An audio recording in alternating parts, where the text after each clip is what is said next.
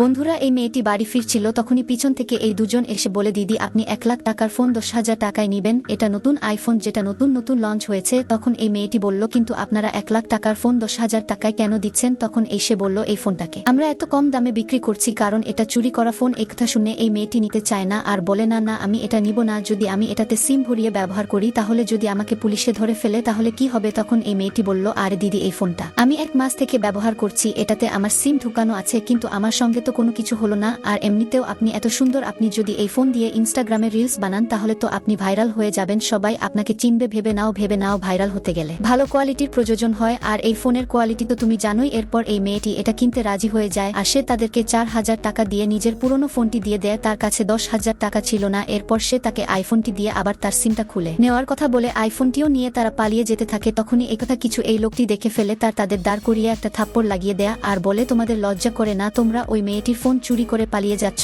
আমি এইসব নিজের চোখে দেখেছি। আরে তোমরা দেখতে তো অনেক ভালো, তোমরা তো কাজ করেই খেতে পারো, এইরকম খারাপ কাজ কেন করছো? তখন এই মেয়েটি বলল, আরে কাকু আপনি আমাদের ভুল ভাবছেন, আমরা চুরি এই জন্য করেছি কারণ আমরা যখন পার্কে ঘুরতে যাচ্ছিলাম তখন দেখি ওই মেয়েটি একটি ছেলের ফোন চুরি করছে। যদি আমাদের কথায় আপনার বিশ্বাস না হয় তাহলে দাঁড়ান, আমি আপনাকে ওই ছেলেটির কাছে নিয়ে যাচ্ছি। এরপর সে তার ফোন ফেরত দেয়। তখন ছেলেটি বলল, আরে দিদি এটা তো আমার ফোন, কিন্তু তোমার কাছে কি করে এলো? তখন সে তাকে সবকিছু বলে যে একটি মেয়েটি তোমার ফোন চুরি করেছিল, আর হ্যাঁ ফোনটা একটু ভালো করে রাখবে কারণ আমরা তো তোমার ফোন ওই মেয়েটির কাছে চালাকি করে এনে দিলাম, কিন্তু অন্য লোক হলে ফোনটা ফেরত নাও দিতে পারে, আজকাল যে কেউ চুরি করতে পারে, সুতরাং একটু ভালো করে ফোনটা রাখবে। এরপর এই লোকটি বলছিল, অনেক ভালো, আমার অনেক ভালো লাগলো তোমাদের দুজনের কাজ দেখে, তোমরা এই অসহায় ছেলেটির সাহায্য করেছো, কিন্তু তোমাদের এরকম কাজটা করা ঠিক হয়নি। যদি কোনো পুলিশ অফিসার দেখে নিত তাহলে তারা তোমাদেরই চোর ভাবতো আর তোমাদের এই জিনিসটা প্রমাণ করতে অনেক কষ্ট হতো। তো বন্ধুরা, এই ভিডিওটির মধ্যে এটাই দেখানোর চেষ্টা করা হয়েছে যে অন্য মানুষের সাহায্য করা তো ভালো, কিন্তু নিজেকেও ভালো রাখা তার থেকেও বেশি প্রয়োজন। যেমন কি ওরা ওই মেয়েটির ফোন কেড়ে নিয়ে পালাচ্ছিল কারণ ওই মেয়েটি অন্য কারো ফোন চুরি করেছে, কিন্তু মনে করো ওই মেয়েটির পা স্লিপ খেয়ে গেল